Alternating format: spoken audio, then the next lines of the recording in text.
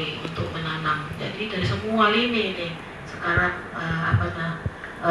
untuk ini perdagangan karbon, dan investor juga pada datang juga ke saya untuk mereka melakukan restorasi ekosistem mangrove, mengurus perizinan usaha ya, pemanfaatan kawasan hutan khususnya dari dunia juga pendidikan ya, universitas ya, dari NGO, dari kementerian, dari BPDAS, BNGM, dan dari dinas-dinas lain juga kita libatkan, contohnya dinas kelautan dan perikanan. Dikira itu sudah diverifikasi, ditanam sama BNGM, mau ditarik lagi itu lokasi. Jadi seperti itu yang ada kondisi yang kondisi nyatanya di Sumatera Utara.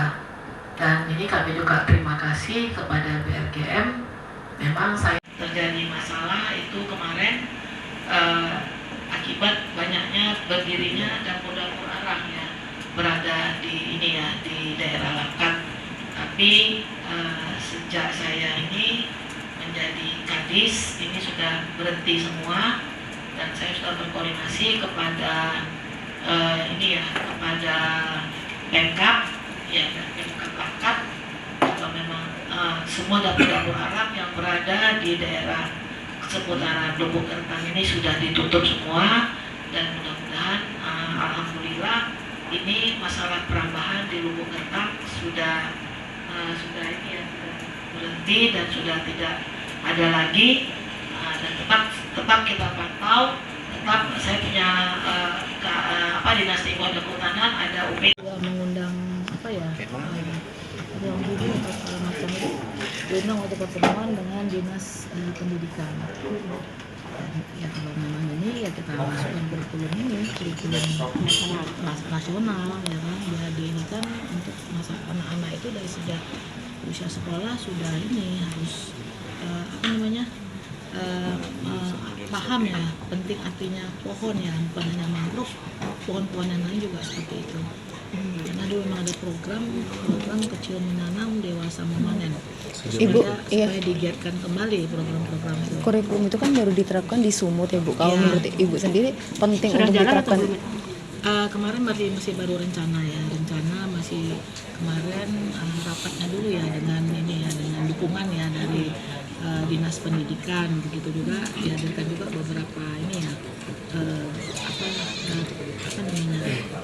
pendidik ya dari beberapa sekolah waktu itu. Pada umumnya mendukung juga, kita kemarin dari NGO, dari Yagasu, dari yang lain-lain juga itu mendukung. Yang mudah-mudahan ini bisa diinikan di tingkat nasional ya, apalagi kita ini ada pertemuan hari ini ya, dari media mungkin bisa mendukung ya, ini supaya itu dimasukkan dalam kurikulum kurikulum nasional, supaya semua itu masyarakat itu sejak dini itu udah dididik untuk melakukan penanaman, kalau untuk tanam dan pelihara pohon, mengerti apa artinya pohon itu. Kalau untuk hutan lokal sendiri Bu, di Sumatera Utara target kita tahun depan sudah bisa diterapkan, atau masih butuh berapa tahun lagi untuk menyiapkan materi modulnya segala macam? Ya kalau ininya secepatnya, kita kemarin juga sudah diberikan modul-modul juga dari Yagasu, karena mereka juga sudah melakukan itu banyak sih modul-modul.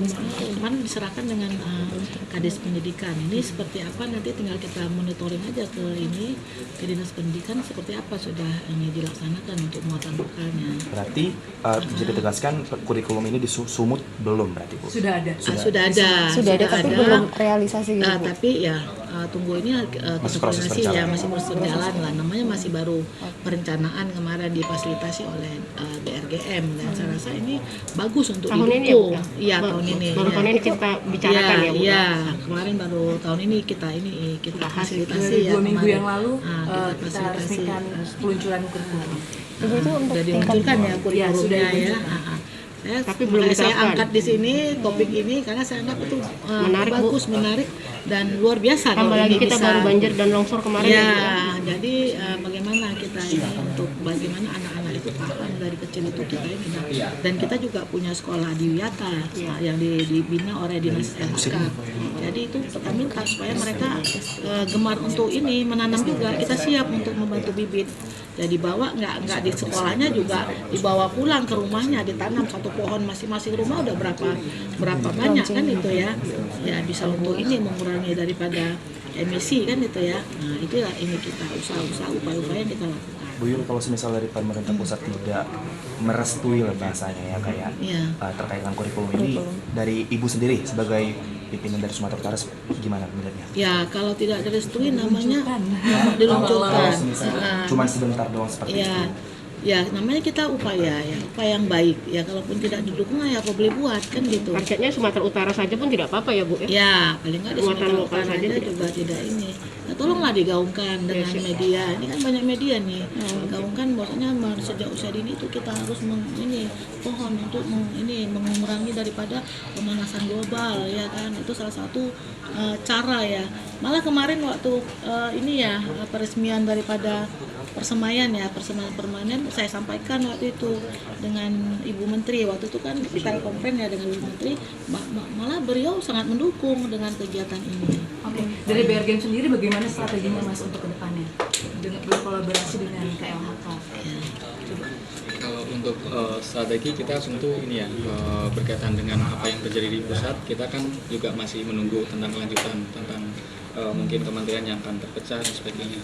Saat ini kami masih tetap menunggu, tapi kalau misalkan nanti akhirnya kita akan dilanjut, kalau menurut saya semua personil, semua jajaran sudah siap untuk berlanjut, tinggal nanti apakah akan ada perubahan target atau akan ada evaluasi atau target, tetap kita menunggu keputusan-keputusan yang ada di pusat, karena seperti yang kita tahu saat ini kan masih dalam masa peralihan ya antara pemimpinan yang sebelumnya dengan yang baru.